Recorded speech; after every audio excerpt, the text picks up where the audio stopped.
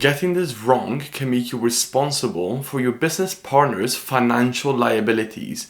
So in this video, we'll be discussing the major differences between joint ventures and partnerships. If you're new, let me just very quickly introduce myself. I'm Malcolm Zoppi, an English qualified solicitor and the managing director of Gaffney Zoppi, my law firm. And on YouTube, my goal is to make business law easy. Make sure to stay until the end of the video to find out my top tip on avoiding legal issues when it comes to joint ventures or partnerships. Now, before we get started with outlining the top 3 differences between JVs and partnerships, let me just very quickly give you an overview of the 2 vehicles. When it comes to joint ventures, typically a separate limited company is incorporated and the shareholders of that separate legal company are the 2 business partners that come together to collaborate or form a joint venture for a specific purpose. So as a result, joint ventures typically have an expiration date.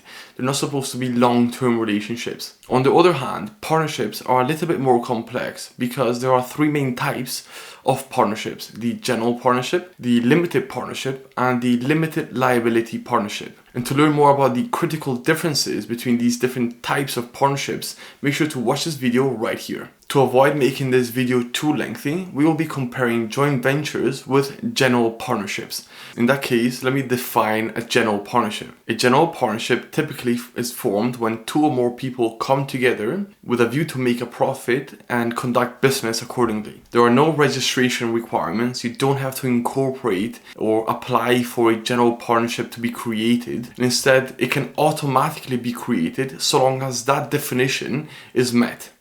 Important to note about general partnerships is that you will have unlimited personal liability. And on top of that, you're also going to be liable for your partner's financial liabilities if that partner incurred those financial liabilities as part of the general partnership. As an expert tip and a side note, if you're forming a general partnership or you believe to already be in one, which would not be uncommon, make sure to get a partnership agreement drafted to avoid you being liable for your partner's financial liabilities. Amazing. So what are the 3 top differences between joint ventures and partnerships? When it comes to liability, in joint ventures, liability is capped at the amount of money that is contributed by the members, the shareholders, in return for their shares. So, for example, if you bought 50 shares of nominal value £1 each, then your liability is £50. Instead, when it comes to general partnerships, your liability is unlimited. The second difference is regarding sharing of profits. Now, profits in a joint venture are shared according to the proportion or percentage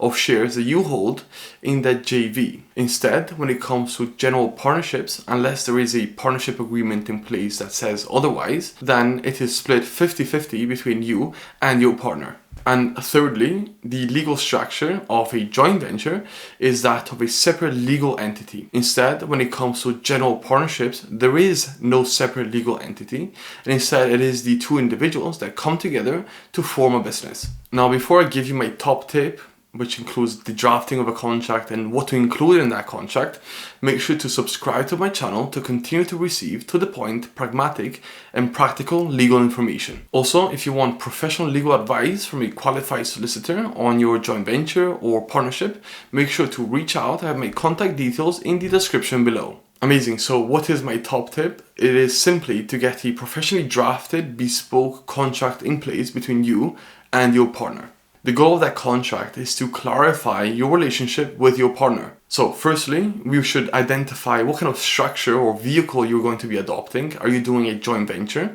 In that case, you will need a joint venture agreement. Or are you doing a partnership? For that, you will need a partnership agreement. Secondly, liability. How is that going to be split? Is there a specific percentage or proportion that each party is going to be liable for? Or when it comes to joint ventures, is it going to be dependent on what that party is doing in that joint venture? So for example, if in the joint venture you're responsible for the development and research of new products, then it might be stated that you will be liable for any liabilities relating to the development and research of products. And thirdly, related, is what are the parties' responsibilities? This is especially important when it comes to joint ventures, because typically joint ventures are founded upon the combination of skills between two or more partners. So it is important to specify how those skills are supposed to be used and what are the key deliverables and milestones to be achieved. If instead you're going for a partnership, make sure to watch this video to find out what are the 3 main types of partnerships. Watch it right here.